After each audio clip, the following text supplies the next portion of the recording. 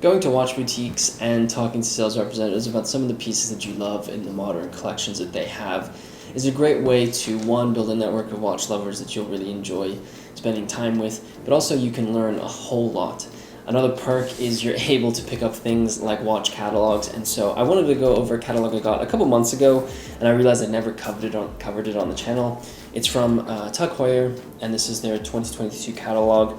It's a really nice catalog that showcases some of the pieces that they've released this year, and also just the way in which they're sort of organizing and speaking about the pieces that they find important in their collection. So I'll not drone on. I'll definitely flip perspective so you can see it and take a look at this really awesome catalog.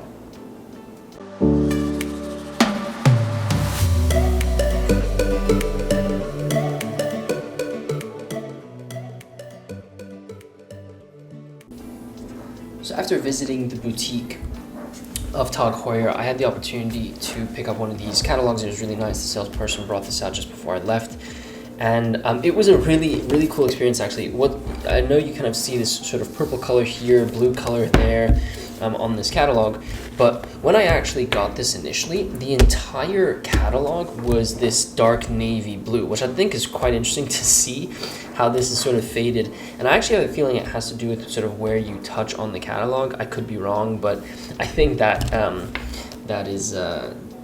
that's a pretty cool feature of this catalog. Another thing you can kind of see is there is some texture to the top of the catalog around where the Tag Heuer logo is, which I think is quite cool. Back is very simple. There's no texture on there, but you can see a little bit of texture on the back of the catalog. As we go in, it's got this little fold here. I'm not really sure what that's for, but this is the catalog for 2020. They sort of talk about who Tag Heuer is in the beginning, and so you can see the fuel of Tag Heuer, our timepieces, make it possible to capture every fraction of a second of performance, and so you can see they're really leaning into their historical abilities to create watches that are innovative, with and used in sports. There's their slogan that says "Don't crack under pressure," and they kind of describe it as "Don't crack under pressure is much more than a claim. It's a state of mind, our taste for challenges." And so you see that kind of reflected in a lot of their sponsorships of athletes and a lot of the watches that they're being released. They then have their Savoir-Faire, which is sort of a section where they talk about the history of the brand. The power of an idea sets the journey in motion, and they speak about how the company was established by Edouard Heuer in 1860 and was founded on two pillars: family leadership and technical innovation. Tag Heuer has spearheaded innovations that have left their mark on history and still define the foundations of the watchmaking industry today. This is so true. Obviously, they have a huge involvement in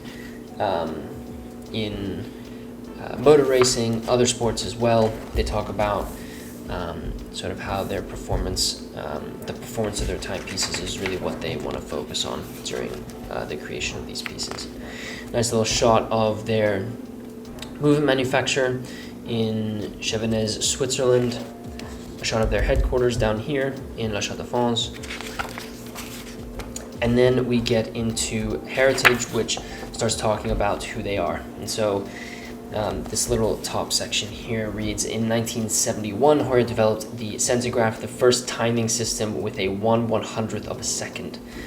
And that obviously was used heavily in motor sports racing. They then go through all of their different historical events for the brand. So you can see the first Heuer, where at age 20, Edouard Heuer opened his watchmaking shop at the family farm in Saint-Imier, producing pocket watches mostly in silver. They then talk about the first patent that they created, which was a crown-operated keyless winding system. In 1887, they perfected the chronograph. They talk about timing a trip of a car, the first wristwatch chronograph, dashboard Autavia in the 30s, Ringmaster in 1957, and it kind of describes each of the stages. So the 4th generation Heuer, the romance of racing, the Caliber 11, the first automatic chronograph movement, the Monaco, which obviously Monaco is a huge, very well-known racing Formula One race, and people like Steve McQueen have worn those types of watches. The 2000 series, Sports and Elegance, Aqua Racer, the Caliber 1887 that was released in 2010. Then they've got this first Swiss luxury smartwatch in 2015. The Heuer 02 movement in 2017, which was a historic time where they created a new in-house chronograph movement. Their alliance with Porsche in 2021. And that kind of concludes the history, because this is the 2022 sort of catalog. And then what this catalog does is break up the remaining pages into sections where they go over each of their different watches. So you can see the Tag Heuer connected watches, page 26 to 37, then the Carrera, Aqua Racer, Monaco, Formula One, Autavia, and then the Link. I'll go over a couple of these. I'm not going to go over all of them. I'll probably hit some of the icons. So I'll look at the connected watch, because I do think they really are leaning into that. I'll look at the Carrera, the Monaco, and the Autavia with you. So obviously, first section, Tag Heuer, the connected watch, which comes in very many different sort of variations, which I thought was quite interesting. But Wearable OS by Google, and you can see all of their different variations here. You can get something on a rubber strap, 45 millimeters. You can get something like this, which is on a rubber strap, but 42 millimeters in diameter. Different bezels, as you can see as well. So a couple of different variations you can have. I think they've recently released a new connected watch, which is quite interesting. But you can really do anything that you want in it. You can see here they sort of describe fitness, cycling, golf, running, swimming, wellness. It really does come in all different shapes and sizes you can get.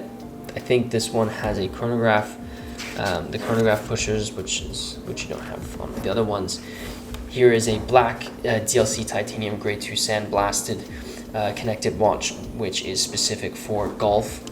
You can track all of the golf events, and then you have Tommy Fleetwood, who is an ambassador for the golf section. Connected watch is really not my thing, but I thought I would cover it because it is a pretty big staple. Getting into the Carrera, which is sort of where Tag Heuer has really leaned into over the last couple of years. You can see Ryan Gosling, who's a Tag Heuer ambassador, wearing one of the Carreras. One of the things that I'm a little bit nervous about with the Carrera is kind of calling everything a Carrera. The Carrera obviously was a chronograph that was produced, and it's kind of turned into sort of their sports line of watches, even though kind of all of their watches are sports watches. So you can see here a non-chronograph Tag Heuer Carrera, and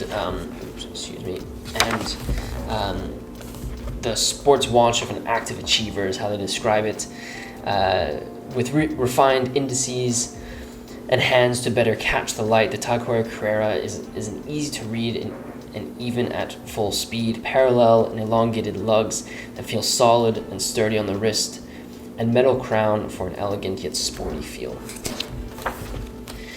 We get into some of their pieces here. You can see Tag Heuer Carreras, sort of the modern rendition. They have released this year. If you follow our podcast, we spoke about a 60th anniversary of the Carrera that they released a couple weeks ago, which is obviously inspired by one of their vintage pieces. Each of these Carreras comes with the Heuer 02 automatic chronograph, which is their in-house movement chronograph that they released, I believe, in 2017.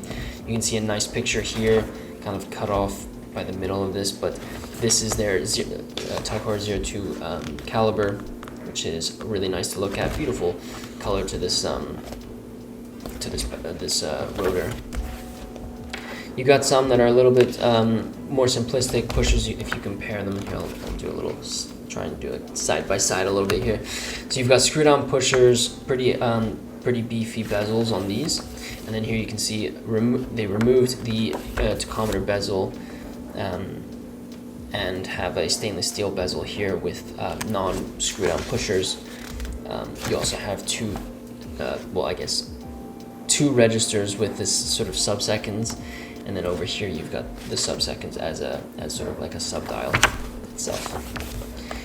Then you've got these non-chronograph Carreras. Not really my thing. I think the Carrera should be a chronograph, but they do offer those as well, and showcase them nicely here. As I mentioned, Tag Heuer kind of partnered with Porsche, and so you can see we have the Tag Heuer Carrera Porsche chronograph, which has sort of like this interesting dial color, which reminds you sort of asphalt, or well, it is asphalt. You can see stainless steel, ceramic casing, gray asphalt dial to remind you of sort of racing. You have the ladies Carrera line, which these ones are time only, beautiful mother of pearl versions at the bottom of the dial here. And then we get into another section for the Aqua Racer. I'm going to skip over the Aqua Racer. I'm not really going to speak too much about it. I do think they've released quite nice Aqua Racers. I think they released one in titanium over the last year. They are really nice. I personally really like the direction that they're going with the Aqua Racer. I really love this green one. Here we go. Here's the green and titanium with a green sunblasted sun ray brushed dial with sort of a horizontal. I'll see if I can zoom in that a little bit so you can see it a little bit more clear. I think it looks really nice, but you can see sort of the lines. A lot of people thought having the date at 6 o'clock was a little controversial, but I actually really like it. I think it doesn't disrupt the dial too much. Monaco's an iconic section here. They've obviously revived the Monaco, as there was a lot of interest in their vintage versions of the Monaco. It is an icon, square-shaped chronograph that you don't see very much. I've always found the sort of chronograph pushers, the placement of the chronograph pushers, quite interesting, as they sort of create a curve on this one side. You can see, if you look up close here, you can see that, you know, the side of this case is curved, but I almost feel like the angle at which these chronograph pushers are curved makes this side seem a lot more curved than just sort of a square 39mm case. But I digress. Some nice watches. This is one of my favorites, the Caliber 11 automatic chronograph with the blue opaline dial. I think the combination of red, white, and blue really looks the best. In my view,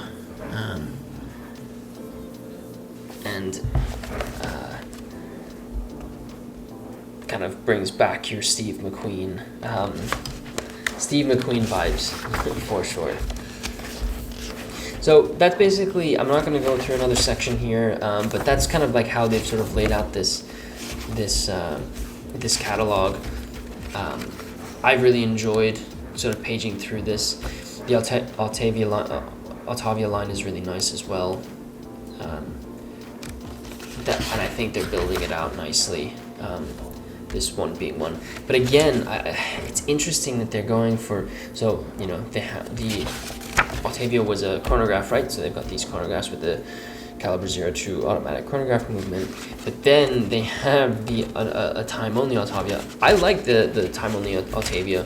I think it looks nice, but you wonder if, you know, as a comparison, Rolex doesn't create Daytonas that are just time only. They have to be chronographs. But anyway, really love this catalog. If you have a chance to go to one of the boutiques that Tag Heuer has, I highly encourage you to talk to some of the sales individuals about some of the pieces that they have and try and pick up one of these catalogs. It's a nice little catalog for your library if you are interested. So without further ado, let's close out the video.